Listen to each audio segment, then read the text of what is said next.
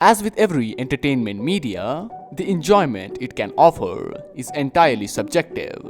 What I might enjoy can be pretty dull to others, and the same can be said for what you, the viewer, likes. Some people love watching enjoyable bad movies, while there are the ones who take joy in playing rage-inducing video games. And I call those group of people fucking What do you mean? I'm not supposed to use that word. Okay, I'll just stick to the script. So where were we? Oh yes, that's the wonderful side of entertainment media. There is always someone out there who enjoys something that you don't, which gives birth to various and diverse opinions, a wonderful yet damaging byproduct of that medium, as people tend to get overly attached to those mediums and what it represents. And in the extreme cases, some people base their entire personality upon that media, choosing to live their life the way as a fictional character, or in the worst case scenario, trying to act like someone from real life. A medium where all of that is incredibly apparent is comedy, a media format whose value in every way is subjective and makes the most sense out of all the other variations of media as to why is it so. The taste or what type of humor might attract one is based on so many things, most of which aren't even in their control. From being born in a certain timeline to what sort of surrounding they spend their childhood in. There are so many factors one have to take into consideration before judging why they like that particular set of jokes. What does it have that makes it amusing to them and to others appalling? A sense of humor plays a huge role into building up the character of an individual. It's a driving factor as to how that person deals with various situations and the way they choose to react to it. There are numerous variants of humor, but the one in question, aka the topic of this video, tends to get a bad rep amongst the majority, for various reasons that I will discuss later into the video, and try to defend it, to some extent. Okay, before you click off this video, thinking it's one of those type of videos where I call everyone a snowflake and insult how they are a fucking pussy for not understanding, it's just a joke. I'm not trying to do that. I will not just end it all by saying, just get over it. I'm trying to defend the form of comedy it is, not its usage or what sort of people it attracts. Had to make that clear for all those people who don't even watch the whole video before commenting. I have been doing lots of subjective talks, so for a minute, let's move on to the other side of that whole thing. Objectively speaking, each and every kind of humor has something to offer, so it can't be defaulted to being bad or unfunny. They serve some sort of purpose, and even if some of them are objectively bad, it can be used as material for other forms of comedy, a subject that offensive humor occasionally uses. But I realize they're gonna have the Oscars anyway. They're not gonna cancel the Oscars because I quit, you know? And the last thing I need is to lose another job to Kevin Hart, okay? But what is offensive humor? What constitutes as being offensive and what doesn't? As the line between that can get blurry most of the times, especially in our current timeline. What I might find offensive and distasteful can be seen as nothing out of the ordinary for others, and vice versa. Unfortunately, there is always going to be that one person who would find even the most obscure thing offensive, like the usage of horseradish, bursting into tears every time that word is uttered, as those tears drips down their unmoisturized cheeks onto their dusty keyboards, which they use to type essays as to how that horseradish joke made their mental state unstable, hindering all those bountiful horseradish jokes. Why the fuck did I use horseradish as an example? Still, you get my point. Why not make a joke about something in the fear of offending somebody? There is bound to be people who will be offended regardless of what you say or do. You can't please them all. But offensive humor isn't just that. It's not all about displeasing a certain group of people, which it is most of the time seen as. It is an amalgamation of various sectors of comedy, mainly featuring insults, vulgarity, and most importantly, observation.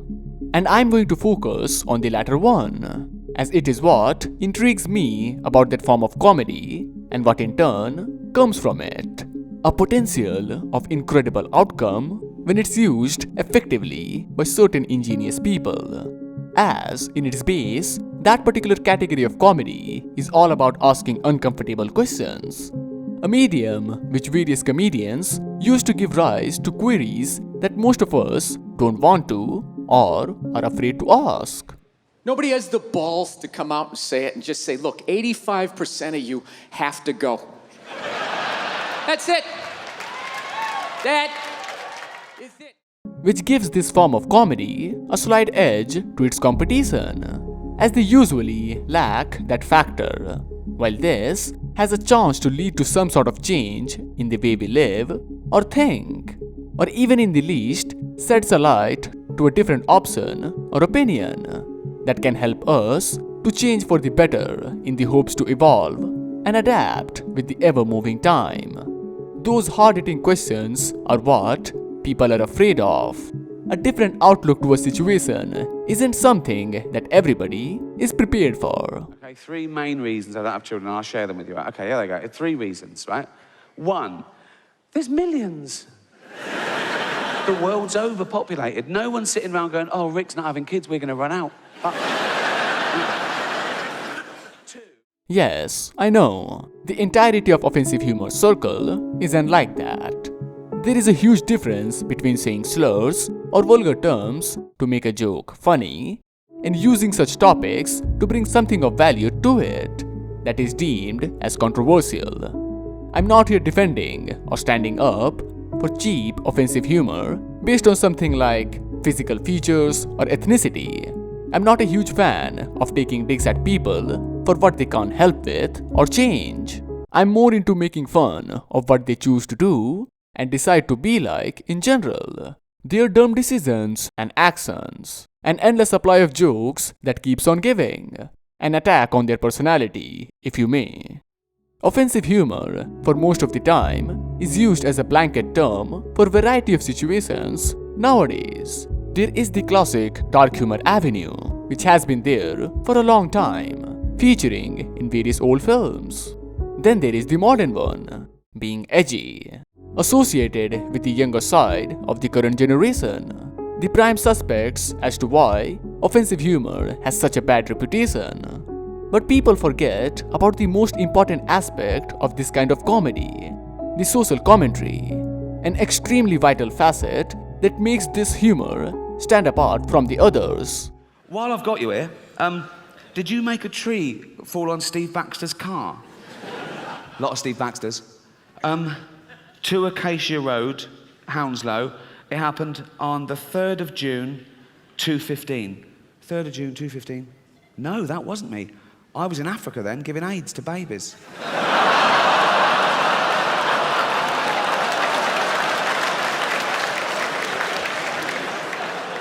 He does everything. Of course, there is a bad side of it, which is a given. There will always be a group of people who will use the face of comedy to hide their real, racist, homophobic, sexist, or transphobic intents.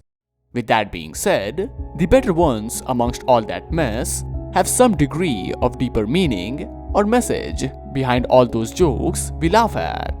A food for thought packaged as a joke to make it easily digestible. I can't be honest in a democracy. You need the votes. You can't run with that as your platform.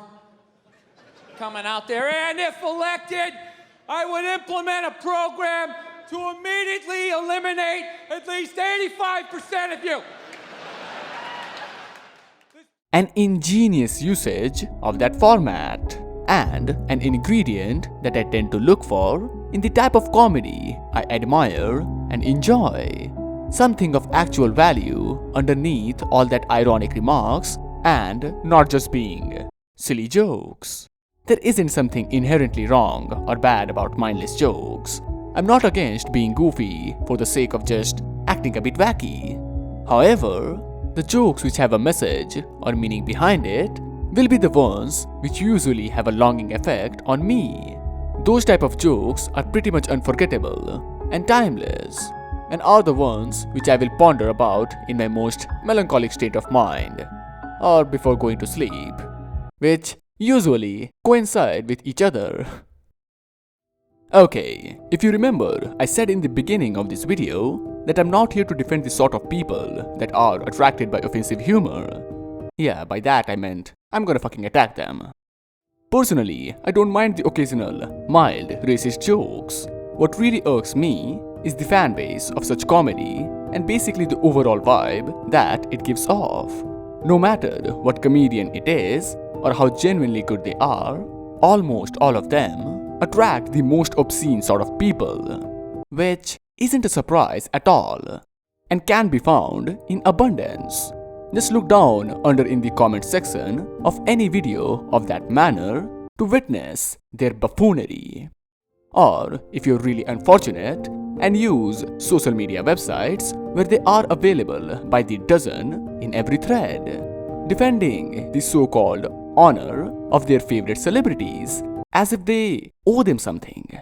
One instance that is pretty recent and can be applied in here can be the controversy surrounding the Dave Chappelle's last comedy special, which left the fans and critics divided with varying opinions. At the time of its release, I did say in one of my past live streams that I did enjoy it and liked it the way it ended, even if it had a shaky start and some jokes weren't that good or landed the way they were intended. And I stand by what I said. Still, I don't like the direction Dave Chappelle's comedy has been going lately. He is too busy saying everyone he is the best rather than showing it, which is pretty ironic, as he is becoming what he has been using as a material in his work for a long time: America. Rather than letting the work speak for itself, it's too busy gloating about themselves. While we get the barrage of videos showing clips of him owning the group of people heavily featuring in that special, and the pseudo-intellectual side of his fan base spewing shit out of their mouth as to how they deserve it. Those fucking... Okay, come on. Just let me use that term. I don't care if it's an insensitive word to say. They deserve to be called that if they behave in such manner. I'm just gonna go. But hey, before I do that, can you just plug in what I asked you earlier? Okay, thanks. Still, fuck you too.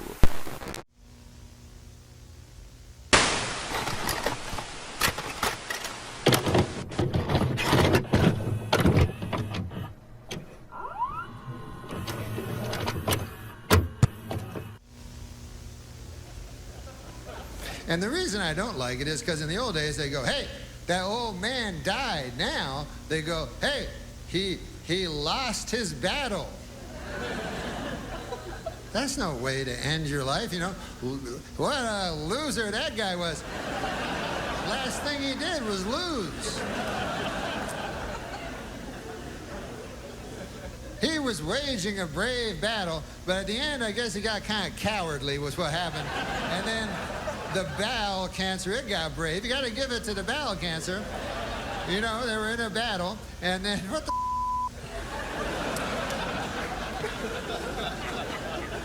And I'm pretty sure, I'm not a doctor, but I'm pretty sure if the cancer dies, I mean, if you die, the cancer also dies at exactly the same time. So that, to me, is not a loss, that's a draw. That's a, you know what I mean?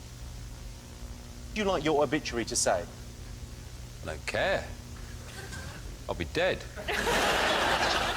Well, ideally, I'd like it just to say, no! Why? No! Ah! You can't write tears, Jimmy.